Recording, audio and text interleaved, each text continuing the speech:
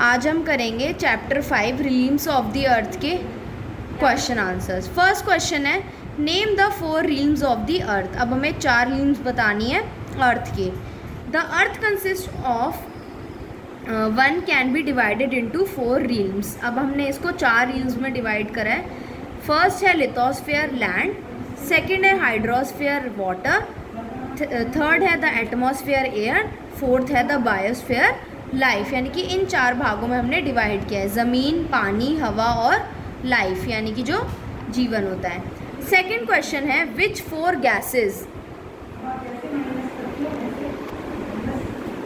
Constitute only 1% of the total volume of the atmosphere. अब कौन सी 4 gases हैं जो पूरे एटमॉस्फेयर की सिर्फ 1% वॉल्यूम में आती हैं। 4 gases which constitute only 1% of the total volume of the atmosphere are argon, hydrogen, helium and carbon dioxide. अब ये चारों गैसेस मिलकर यानी कि आर्गन, हाइड्रोजन, हीलियम और कार्बन डाइऑक्साइड मिलके 1% गैस वॉल्यूम बनाती हैं एटमॉस्फेयर का। थर्ड क्वेश्चन है which continent is not inhabited by the people and why. कौन सा कॉन्टिनेंट है जहाँ पर लोग नहीं रहते हैं और ऐसा क्यों। आंसर है Antarctica is not inhabited by the people due to very cold climatic condition. अब अंटार्कटिका में लोग नहीं रहते क्योंकि वहाँ पर बहुत ज़्यादा उनका जो क्लाइमेट है वहाँ का बहुत ज़्यादा ठंडा है। फोर्थ क्वेश्चन है why is earth known as unique planet. Earth को हम यूनिक प्लानट क्यों बोलते हैं। Our earth is known as a unique planet because it consist of land, air and water as the major physical element. क्योंकि earth के ऊपर 4 major physical elements हैं जो हैं land, air, water land, air and water. ये तीनों सबसे important और मेजर फिजिकल एलिमेंट है जिसकी वजह से हम अर्थ को यूनिक प्लैनेट कहते हैं। नेक्स्ट क्वेश्चन है name 3 major landforms of the land surface. अब हमें लैंड सरफेस के 3 मेजर लैंडफॉर्म्स बताने हैं। वो कौन से हैं। फर्स्ट है mountains, plateaus and plains. Mountains यानी कि जो हमारे पहाड़ वगैरह होते हैं। प्लेट्यू रीजन हमारा वो होता है, प्लेट्यूज होता है जो हमारा अनइवन सरफेस होता है। और प्लेन्स जैसे कि लैंड वगैरह जहाँ पर हम रहते हैं, जहाँ की जो ज़मीन होती है प्लेन होती है, जहाँ एग्रीकल्चर भी कर सकते हैं। Long question answers. What are plains, explain briefly the formation of plains. अब हम प्लेन्स क्या होते हैं और उनकी फॉर्मेशन बतानी है हमें। A plain is a relatively low lying flat land. अब प्लेन जो होता है वो हमारा उसका जो लेवल होता है बहुत नीचे होता है ग्राउंड सरफेस के पास, ग्राउंड लेवल पे, और वो बिल्कुल फ्लैट लैंड होता है। The slope of a plain is gentle and it's average height is between 100 and 200 metres above the sea level.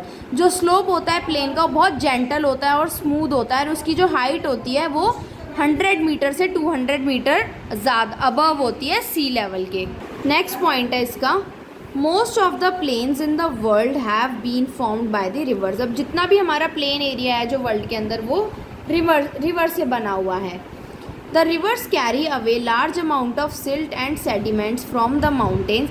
अब हमें पता है कि रिवर्स जब भी ऊपर से आती हैं तो बहुत ज़्यादा मिट्टी और बहुत सारे सेडिमेंट्स यानी कि छोटे छोटे पार्टिकल्स अपने साथ लेकर आती हैं माउंटेन से and deposit them in the low lying areas to form plains. और जो लो लाइंग एरियाज़ होते हैं यानी कि जिनकी हाइट बहुत कम होती है वहाँ पर जाके वो उनको डिपॉजिट कर देती हैं जो जाके प्लेन्स बन जाता है। नेक्स्ट पॉइंट आता है the northern plains of India has been formed by the Ganga river system. जो नॉर्दर्न प्लेन है वो इंडिया का वो हमारा कैसे बना हुआ है, गंगा रिवर सिस्टम की वजह से। एग्जाम्पल है इसका other important plains are the great China plain, the Egyptian plain and the plain of the Iraq. अभी हमें इन्होंने कुछ प्लेन्स के एग्जाम्पल दिए हुए हैं, चाइना प्लेन, इजिप्शियन प्लेन और plain of Iraq. Plains are densely populated as they have fertile soil, abundant supply of water and an ideal climate। अब plains पर ही सबसे ज़्यादा पॉपुलेशन रहती है। क्यों? क्योंकि वहाँ का जो सॉइल है वो फर्टाइल है यानी कि वहाँ पे क्रॉप्स उगा सकते हैं, खेती हो सकती है। अबंडेंट सप्लाई ऑफ वाटर यानी कि वहाँ पर बहुत ज़्यादा पानी आता है, unlimited water, and an ideal climate, और वहाँ का जो क्लाइमेट है वो भी रहने वाला है। Give a brief account of the plateaus of the world. अब हमें इसके अंदर प्लेट्यूज ऑफ द वर्ल्ड के बारे में बताना है। A plateau is an upland with rugged surface. It is like a table land uplifted from its surroundings. अब जो प्लेट्यू है वो हमारा हल्की सी हाइट पर होता है प्लेन से, जिसका जो सरफेस होता है वो थोड़ा रफ सा होता है। ये एक टेबल लैंड की थोड़ा सा अपलिफ्टेड होता है अपनी सराउंडिंग से। The average height of the plateau is 600 metres above the sea level. अब इसकी हाइट कितनी है? सी लेवल से 600 metre above. The plateau of the Tibet also called the roof of the world is the highest plateau in the world. अब हमारे world का highest plateau कौन सा है? The plateau of Tibet. Its average height is about 5000 meters and above the mean sea level। इसकी height कितनी है? Mean sea level से 5000 metre above. The Deccan plateau in India, the Arabian plateau and the Brazil plateau are some of the large plateaus of the world. अब हमें इन्होंने plateaus बताए हुए हैं, जैसे कि डेक्कन प्लेट्यू है इंडिया के अंदर, अरेबियन प्लेट्यू है, ब्राज़ील प्लेट्यू है, ये सारे हमारे कुछ बड़े बड़े प्लेट्यूज़ है वर्ल्ड के। Most of the plateaus are the storehouse of the minerals such as iron और गोल्ड एक्सेट्रा। अब ज़्यादातर जो हमारे प्लेट्यूज़ हैं उसके अंदर हमारे मिनरल्स प्रेजेंट होते हैं, जैसे कि आयरन और गोल्ड एक्सेट्रा। नेक्स्ट क्वेश्चन आता है, name the 2 main gases of the atmosphere, right the significance of each. अब हमें 2 मेन गैसेज बतानी है एटमॉस्फेयर की और उनकी इंपॉर्टेंस बतानी है।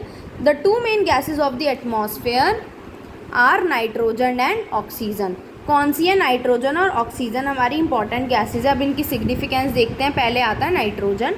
78% volume of the gas in the atmosphere is nitrogen. अब हमारी जो टोटल गैस प्रेजेंट है एटमॉस्फेयर में उसके अंदर से 78% सिर्फ नाइट्रोजन है। It is nitrogen that dilutes oxygen and prevents rapid burning at the earth surface. और ये सिर्फ नाइट्रोजन की वजह से है जो ऑक्सीजन को डाइल्यूट करके रखता है, ताकि जो हमारा अर्थ सरफेस है उसके ऊपर कोई रिएक्शन ना हो जाए, रैपिड बर्निंग ना हो जाए। It increases the fertility of the soil. हम सबको पता है कि नाइट्रोजन बहुत अच्छा होता है हमारी सॉइल के लिए, फर्टिलिटी के लिए, क्रॉप्स ग्रो करने के लिए।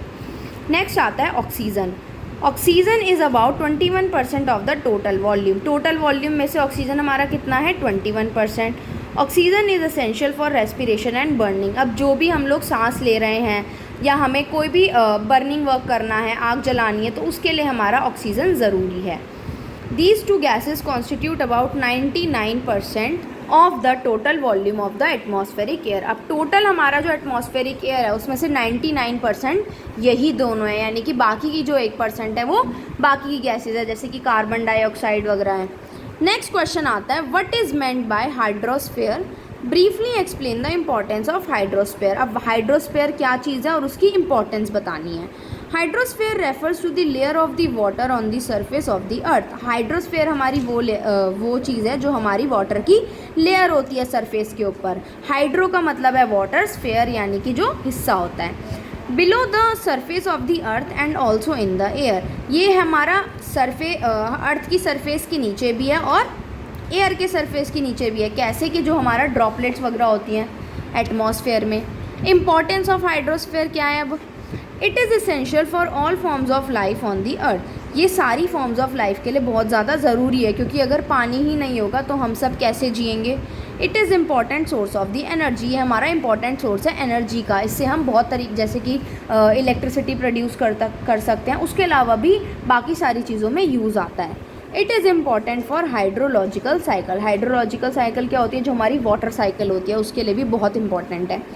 It serves as a medium of transport and trade. हाँ, अब जो हमारे ओशंस और सीज़ होते हैं उसके थ्रू हम एक कंट्री से दूसरी कंट्री पे ट्रेडिंग कर सकते हैं, या फिर हम एक जगह से दूसरी जगह जा सकते हैं।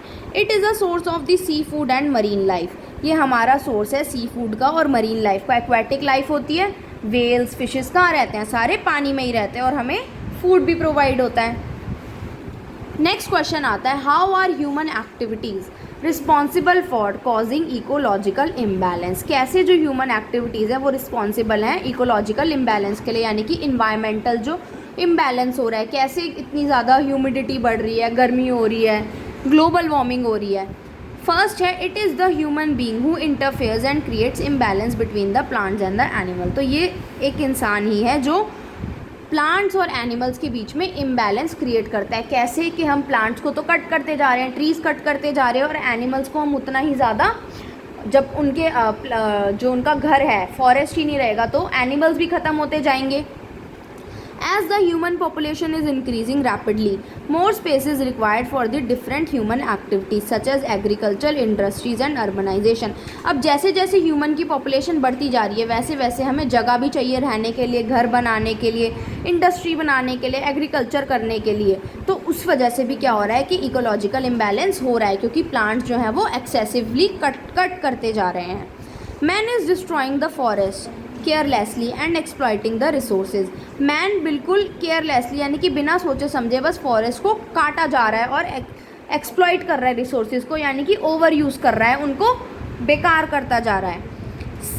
As a result of these activities, several problems have emerged before human beings. For example, soil erosion, floods, etc.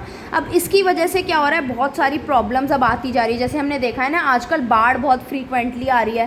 पहले कभी सालों में आती थी, अब साल में एक एक दो बार बाढ़ आ जाती है. ठीक है. सॉइल इरोजन होता है क्या कि जो सॉइल की जो टॉप मोस्ट लेयर होती है, जो फर्टाइल लेयर होती है, वो बाढ़ के साथ बह के चली जाती है.